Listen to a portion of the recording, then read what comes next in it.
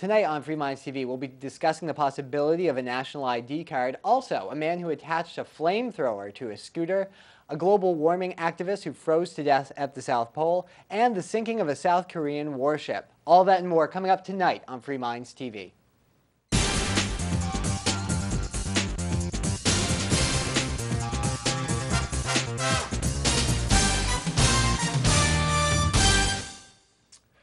And welcome to episode 152 of Free Minds TV, where we challenge you, the viewer, to think outside the box. With you this week is Toby. And Nick. And tonight we're going to be getting into a variety of different stories, Nick, from across the country and around the world. And hopefully we're going to be bringing those stories that we're going to be discussing back to the issues of freedom, liberty, and smaller government. Well, let's start off with the first one coming from the UK. And this story is talking about a man who attempted to ward off tailgaters by hooking up a flamethrower to the back of his bike. Yes, Colin Furze, a plumber who adapted his scooter to shoot 15-foot flames from his rear, has been arrested for an alleged firearms offense. Mr. Furze, 30, displayed his modified flamethrower on his scooter with an anti-tailgating flamethrower operated by a flick of a switch to the press earlier this week. Well, while police didn't catch him in the act, they did watch the story in the press reporting on his invention that he had created, and they promptly arrested him. He was held on suspicion of possession of an object converted into a firearm and was released on unconditional police bail without charge until May 6th, pending further investigation. It should be noted, though, that he faces up to 5 to 7 years in prison for creating the flamethrower, his scooter into a flamethrower to ward off tailgaters. Now, Nick, when we were talking about this story, you said, well, it sounds like it would be a crazy proposal to start shooting people with fire if they're simply tailgating you. It seems like a bit over the line. And I don't think that's what he was necessarily trying to do here, though. He says, I don't need a flamethrower on the back of my bike. I'm not going to set fire to people's cars. It's just something interesting to do. So he had an idea, and he decided to do it. And actually, it's not the first man to do it. It was on YouTube, and there were a few different people who have created flamethrowers on the back of their bikes, but most of them aren't in the UK, Nick, and they aren't going to be facing 5 to 7 years in jail for it because most people wouldn't be calling it a firearm and giving you firearm charges. But, you know, zero tolerance over in the UK, well, Nick, so that's how this works out. I guess a more fundamental issue is I don't have a problem with people manufacturing firearms. Can build a howitzer for all I care. Right, and I think as long as you're not actually using it on people when you don't have a good reason. Right. I mean, if he was actually using this thing in traffic. Well, in traffic, but what if he's alone on the highway, Nick? He wants to scoot down the highway shooting flames out. That's a complicated issue. It's a public road, but if he was doing it on his own property, I certainly wouldn't have a problem with that. Well, people if he wants to light his own stuff on fire. Those car. Everyone just drove by the studio. These people with their modified exhaust sometimes make it so that they shoot fire out the back of those. Should those be illegal too if they're using them on a public road? I mean, how far are you going to take it? If this man's creating any kind of harm towards people, yeah, I think it's time to take him off the road, but I think it's kind of funny. You shouldn't tailgate scooters and motorcycles. It's very, very dangerous. Which is more dangerous, Nick? Which has killed more, flamethrowers on the backs of scooters or people tailgating scooters? Can stop much quicker than a car, and the problem is if you don't give them enough room, you can't kill them. So which has killed more, Nick? Flamethrowers on the back of scooters? Or people tailgating scooters, which would save more lives. I'm going to tell you this: if I think that I'm going to get on the road, if I think I'm going to get hit with a 15-foot burst of flames on my car, I'm going to stop tailgating scooters and motorcycles. Well, now what's the consequence? An angry fist, maybe a flip of the bird? I say more flamethrowers on the backs of scooters. But the sad part of this is the reason I'm reporting on this story here is. The man's facing 5 to 7 years in jail for this, and he was just a man trying to go and use his hobby, use his skills, and create something that he found interesting. He had no intention, or at least he's saying he had no intention of actually using it in traffic. He never was caught using it in traffic, yet he's being charged with a firearm offense, which just seems utterly ridiculous. I mean, how far do they take what's a flamethrower? I know that we have this thing up at my dad's farm that melts snow, and it shoots out flames that are about 6 feet. Yeah, they sell, I mean, the ones that hook up to like a propane heater. Yeah. Those are legal. Well, maybe not. Maybe if you're in the UK, you'd get arrested for that. Then again, I found out all sorts of things about the UK every week doing this show, Nick, that they're just insane. They're completely insane over there, those people. I don't know if they're Well, their enforcing government all these certainly laws. is. Yeah, but they're accepting it. And to a certain extent, if you're accepting a government that's that totalitarian, I mean, you've got to be insane to stay. I mean, I think I would have to leave. Either that or they're not enforcing the laws. It's one or the other. You're a bunch of insane people living in the UK, or your police just suck at enforcing the laws, and once in a while a law is enforced, so it trickles over here to the United States, gets picked up by the press, and so I hear about it. That must be it, because they don't have tons of people in jail. Either they have a really obedient society, or they don't enforce the laws, or something in between. I don't know. It just seems like with all these laws, I mean, on the books, I mean, you're going to jail for being mean to someone or saying something mean about someone. Shouldn't there be a lot more people behind bars in the UK, Nick? Yet we're the ones with supposed rights and stuff, and the United States are the ones with lots and lots of people behind bars. Yeah, I mean, I guess we do pick on the United Kingdom a lot, but it's important to point out that the U.S. is the #1 incarcerator in the world. The United States does imprison more people than China or Russia, and when you consider the number of people that China has in it, as well as the fact that it's a communist country, that says a lot about the United States and the extent to which we have a police state here. So while there are certain laws on the books that are a lot more draconian in the United Kingdom, that doesn't mean that we're necessarily better off here in the United States, because so many of our own citizens are in prison or in some phase of the correctional system, mostly for victimless crimes, for things like marijuana possession or other vice crimes. They didn't hurt anybody, No. but they're locked up. So who's got it worse? It's hard to say. Personally, I prefer to be in the United States. I would like to hear, I know we have viewers in the UK, I'd like to hear, are these laws just not enforced, or are the citizens over there just really obedient? It's got to be one or the other, though, right, Nick? Because they've got way more laws Well, we assume so. on the books. So either their citizenry is really obedient, or I guess the other flip side is their police force is really incompetent. They try to enforce the laws, they just fail. Anyways, we'd love to hear from you. fmtv@freemindsmedia.org is the web address. But we do need to move on to more serious and grave areas, at least if you're talking about beating on the war drums, or if you're in any part of Korea, I guess, north or south. Doesn't sound like a very happy place to be to me, especially if on a ship that goes sink down to the bottom of the sea. No. And that's exactly what happened by the time viewers in Kenya watching this. It'll have been a week ago, probably a little bit longer for some of you. But this past Friday, a South Korean warship was sunk near the border, the sea border between North and South Korea, which the North Koreans don't really like to recognize. But there's sort of a no-go line that's existed, much like the line that's drawn across North and South Korea, since the armistice at the end of the Korean War. Technically, there was never any peace treaty signed, so it's really just a war that there's been a 50-year break in, if you want to talk about it in technical terms. But it hasn't been a lot of shooting anytime recently. Now, why I think this is of concern to people here in the U.S.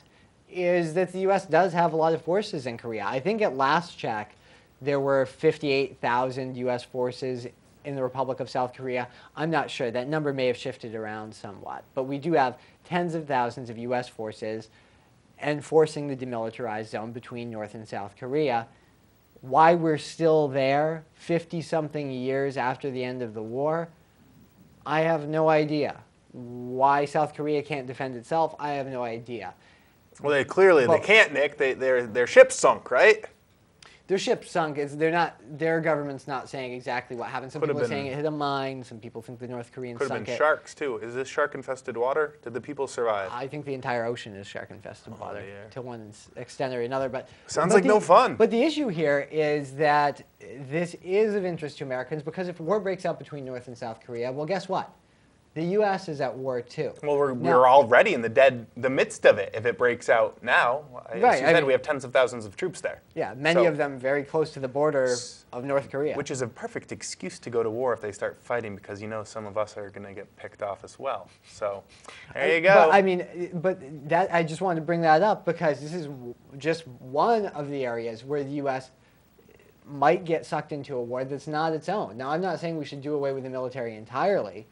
But if we're going to have a military here in the United States, shouldn't the idea be that the U.S. military exists to protect the U.S. and its own borders, not the borders of South Korea or any other state?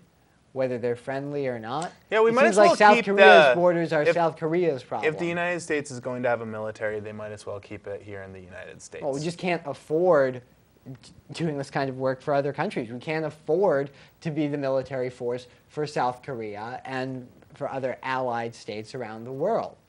We just simply can't afford it. It's one of the reasons but they're the why our axis national of debt evil. is exploding. They're the axis of evil now. I'm not. North Korea is a terrible place to live. There's very bad government in charge. I don't live in North Korea. It's not Where's the your place of the. heart? It's not the place of the U.S. government to go around the world and fix other people's governments for Well, if them. it is, we'd be in Africa and the Congo and stuff. Right. It's don't not like it their over there. government. It's our government. What's- Supposedly it was established by the people in the United States for their own benefit, to secure their own liberty and property. It doesn't make any My sense. liberty and property cannot be secured unless the same is true of those in South Korea. It's a false argument. It is. Why? Because there are plenty of places. People in North Korea aren't secure I in don't their even life, know where- liberty, or where's- property.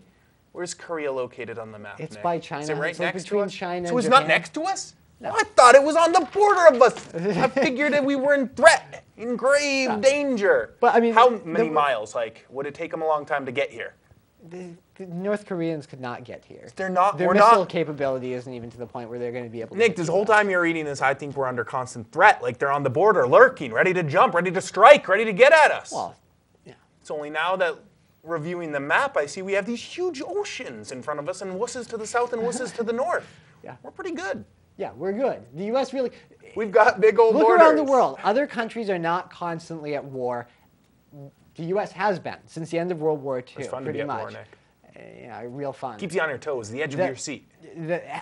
The problem is, one of the reasons the world is such a dangerous place for the U.S. is that we do intervene in so many places. And then there's backlash. The U.S. military gets involved in conflicts that have nothing to do with people here in the U.S. A lot of things were done over the last several decades, overthrowing governments, installing governments in other countries. And it makes a lot of people pissed off at us, whether they're terrorist groups or other governments. We'd be a lot better off if we minded our own business. And yeah, if somebody attacked us, threatened us, blocked our shipping. Blow them out of the water, Nick. And we'd have, wipe them off the map. And we'd have a far stronger national defense. We'd have far more forces freed up to do that. At less of a cost if we weren't policing the world, if we weren't taking care of North Korea's war. I mean, I guess we're helping the South Koreans search for survivors. The U.S. Navy is assisting in this. Why isn't that U.S. naval vessel out there protecting American shipping or protecting American Somebody's shores? got to look for survivors, Nick. Or just taken out of circulation so the taxpayers don't have to pay as much for it. Let's sell it off to the Canadians Scrap and let metal. them run that ship. Scrap metal. Sell it to a fishing company. Fishing. It's probably not useful for that, but Yeah, you could drop mines in the water, blow them up, all the fish rise to the surface, Nick. Sure. Might as well. Anyways, different thoughts, different opinions. If you know where North Korea is, or South Korea, they're next to each other. they're next, one's above the other. But if you wouldn't think is it the top one's the north one or the bottom one's the north one?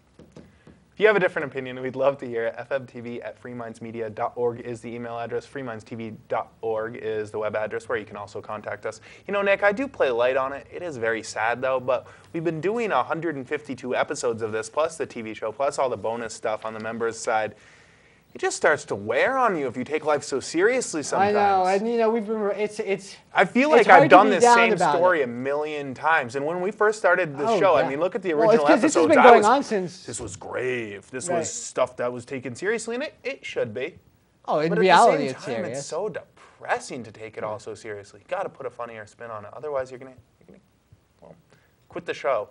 I Yeah. have to if I took it all seriously. If I was really living what they're doing in Washington, we're going to go into the Downsizer Dispatch. If I was going to be living my life based on how disappointed I am in those foolish lawmakers, well, I wouldn't be a very happy person. But it's important to remember that sometimes, Nick, that yes, these are serious stories. We're putting a lighter spin on them because while it's important to discuss these issues, it's also important to live one's life as well.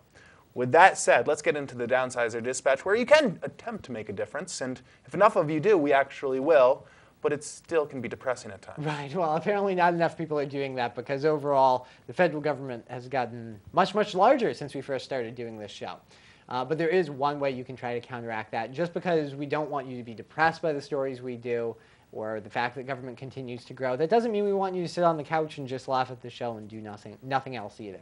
So if you are somebody who thinks that we don't need a lot of the infrastructure of government around that we have today, if you think, in fact, we'd be better off, richer, safer, if we had a lot less government around, then go to downsizedc.org. There's all kinds of campaigns up there. A couple of the fundamental ones that really cut to the core of trying to reduce the size of government and stop the way it spreads is the Read the Bills Act, forcing congressmen to actually read the text, the full text of the legislation that they vote on, or have heard it read before they can vote in the affirmative and turn it into law.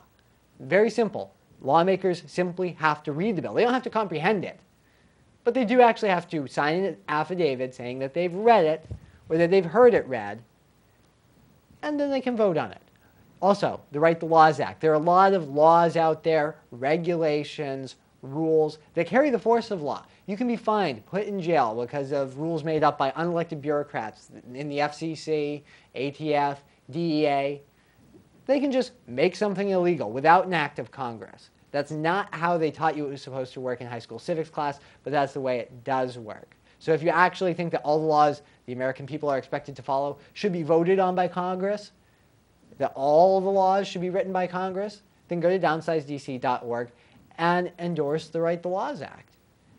Contact your representatives, tell them you want them to sponsor that bill, you want them to vote for it. It's a very simple way. I'm not saying we're going to win overnight, but I think downsizedc.org is one of the best vehicles out there if you're somebody who wants to reduce the size of the federal government. Yeah. Personally, I say let's abolish it. Let's get rid of it, throw it in the toilet, scrap it, say, well, that was one for the I think history we'd books. be better off at this point. It's going to be so hard to reform, but while it's around, we might as well try to reform it. Might as well give it an attempt. Anyways, downsizedc.org. All right, Nick, when we come back, we're going to be talking about a new ID card. Yes, the real ID, well, it's still floundering. It seems to be dead. The threats were, if you don't get it, you can't board an airplane or go in a federal building. And, well, people didn't really care about that. They said, well, the airport kind of sucks now, and who wants to go in a federal building? It's all IRS and courts and stuff, so who cares? Well, there's a new spin on it. This is why you need the next real ID card or national ID card. We'll be talking about that and a whole lot more. Stay tuned. This is Free Minds TV. This is Ridley, an indie journalist with ironclad credibility, a strong work ethic, and a head. Covering Liberty news around New Hampshire. He loves his advertisers. He knows to take pretty pictures, and pretty pictures. He does not know what you want him to do, but if practical, he will do it. And you will watch. Ridley Report, Ridley Report, something, something, something, something, Ridley Report. Well, thank you, Spencer. This is Mark Edge from Free Talk Live, and you're watching Free Minds TV.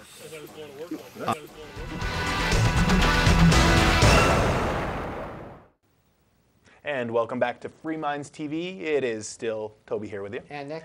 We haven't gone away. We're still here, and we've got a couple more stories to get to. We are going to be getting into that global warmer guy who froze to death.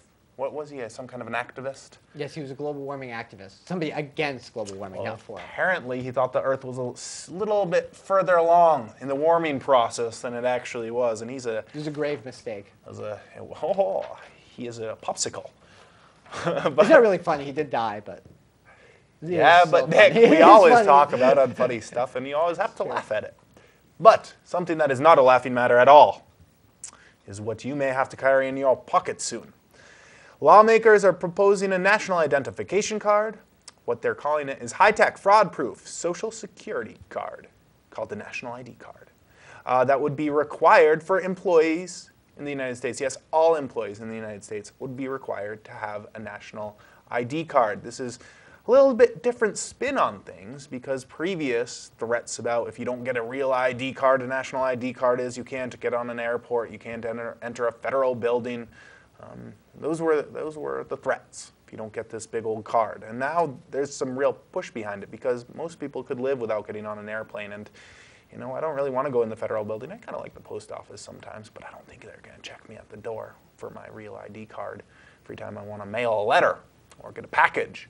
But you know who will check my ID is my employer, at least if I want to do anything except pick apples or weed spinach plants or something like that. They're going to check my ID. So if I want to have bona fide work here in the United States, I'm going to need this national ID card. While lawmakers are saying it's fraud-proof, Nick, they could never bust through this card. I find it hard to believe. They're saying that they wouldn't even, in this card, just like in the real ID card, it has the biometrics, the fingerprint, your DNA, et cetera, et cetera. They put all this stuff in it. But they say it'll only be in the card. There's not going to be a database to compare it to. Which begs the question, well, why the hell put it on the damn card, Nick? Seems like it'd be easy to fake. If there's no database to compare it to, then I could put anybody's fingerprints or DNA in a fake national ID card. Yeah, I mean, what's the point in putting anything on it if you're not going to have a database? So that's a lie. Either that or they're just plain brain dead, whoever's coming up with this scheme. I mean, they have to gather the information. I mean, I guess I could. I assume it's is going this to go in the you? computer at Well, one I point. stab you, compare you. Oh, that checks out. That's your ID card. But I mean, if you're not having a database, Doesn't mean it has to have my real name on it. It's just silly. If it's my fingerprint, obviously, if it's got my picture on it, it's going to have my fingerprint and it's going to match. I can do all that. That doesn't mean that the identity is actually me. It doesn't mean I can't put another social security number on there. It's silly. It's silly. And not to mention the fact that social security cards, as viewers of this show probably are very well aware of at this point, were first issued for anything but identification. I mean, it was first, and not anything social but I mean, security it said purposes right only. on it, not for identification. And now they're making a social security identity card. I mean, not to mention the fact that people don't want this. They know it's BS. They know it's bogus. I mean, when this was proposed, both state governments and the people pushed back. There were all sorts of protests, not only here in New Hampshire, where there's more of a freedom movement, but around the country. People do not want this Big Brother type card where they can put anything on it, require anything by you, and not to mention that it opens up floodgates for fraud, abuse, for people stealing your information. They say it's fraud-proof. Well, guess what? There's no such thing as fraud-proof. It doesn't exist. It's just so silly to say it's fraud-proof. Yeah, it doesn't exist. It's like saying a scientific consensus, and we'll be getting into the global warming article in the next thing. Well, so the scientific consensus, it's a misnomer. It doesn't exist. Fraud-proof, it doesn't exist. There will always be people who break into it. Well, and the other problem is that if you live in a free country, you shouldn't need papers to work or papers to simply travel. That seems to be a problem for me. I mean, I know there's a lot of people who kind of are into the Bible and things who compare this to the mark of the beast. 666. I don't buy into that stuff myself. Do I think that it lines up pretty well with a prophecy that's in the Bible? Yeah, I do. That doesn't mean that I actually think that the Bible predicted it, but whatever. If that's what you want to believe, that's fine. Crazy. That's not my reason for disagreeing with this, though. It's just that in a free society, why should I have to show papers to work? Sure. There's a whole separate issue of whether you should have to be a U.S. citizen to work. That's a whole separate issue. But it's already illegal to work in this country without being a U.S. citizen or without having the proper authorization. I shouldn't have to engage in this prior restraint of carrying around paperwork to prove it all the time.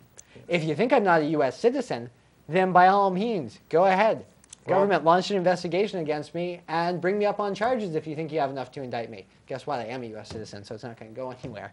Not if you don't have this card to prove it, Nick. And the other thing is, there's already paperwork requirements in place. You already have to fill out an I-9 form. There's plenty of papers to push around to prove that you're a U.S. citizen. Something for those bean pushers to do. How much good does it do?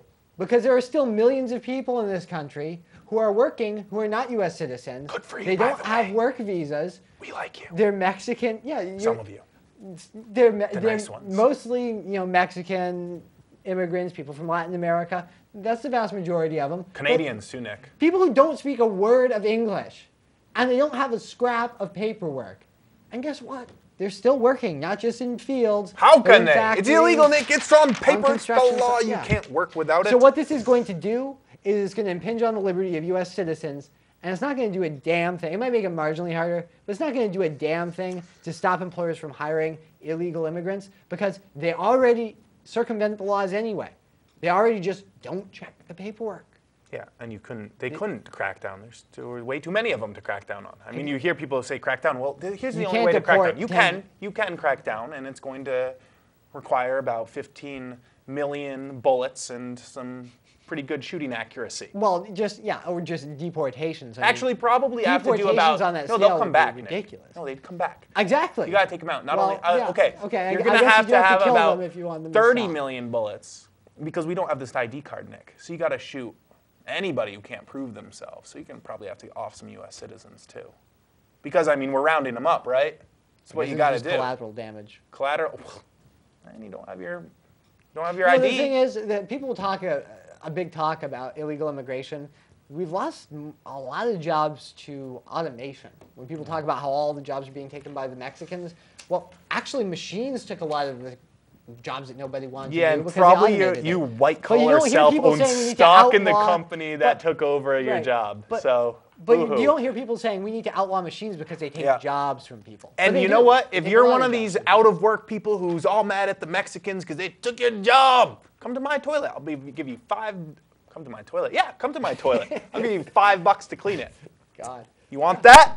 Hey, sometimes you gotta work cheaper, work harder. I mean, that's what these Mexicans are doing. Clean toilets. There are some jobs out there. I know They were of jobs that have cleaning been my open that hotel room, the people last don't hotel want. I went to. Americans won't work hard for $10 an hour anymore. $10. That's not bad work. Anyways, we do need to move on. We only have a minute, Nick, but we got to talk about the human popsicle. Yeah. This global war. This is coming from Fox News, by the way. This global warming Surprise, activist. surprise. Yeah, I just wanted to give that disclosure. Famed global warming activist James Schneider and a journalist friend were both found frozen to death on Saturday, about 90 miles from the South Pole Station, by the pilot of a ski plane practicing emergency evacuation procedures. The pilot said. Evacuating people from the South Pole? The pilot said, "I couldn't believe what I was seeing," recounted the pilot, Jimmy Doolittle. There were 2 snowmobiles with cargo, slides, a tent, and a bright orange rope that had been laid out on the ice, forming the words, "Help, cold." Nick, how many people are in the South Pole wanting to be evacuated? I assume it happens or they wouldn't have a rescue. Maybe they just prepare for the eventuality. I guess this Anyway, guy was. He wanted to be here's the point. evacuated. This guy was going to Antarctica. He was looking for the He wasn't polar ice caps. He prepared. wanted to see how much they were melting. He thought they were melting much faster. He thought he was going to beach land, and he got frozen. Easy mistake, Nick. If you watch TV, you'd think that the North Pole didn't exist or the South Pole didn't exist now, too. I've heard they're melting away. They're all gone. There's nothing there. Just big here's old the swimming thing- pools of fresh here's water. the thing about this. There's nothing for the polar bears either. If you want, I think people can reasonably debate whether a warming trend is taking place or not, whether they think humans are influencing it. You I don't have think the 30 debate's seconds over. to make your point. The thing of it is, even the people who say global warming's happening are saying they're working from the same data as everybody else, and that's that Antarctica has actually added sea ice over the last 30 years, not lost it. So why you would go to Antarctica to film lost sea ice, I don't know why. It's misleading. Antarctica is not losing sea ice. The Arctic, it is. Antarctica has actually gained a small amount of sea ice. That's the trend over the last 30 years. Well, Nick, you know what? I'm not a scientist, and I don't know. But you know what I do know? It's really funny reading the emails of all the people we piss off by talking about these global warming stuff.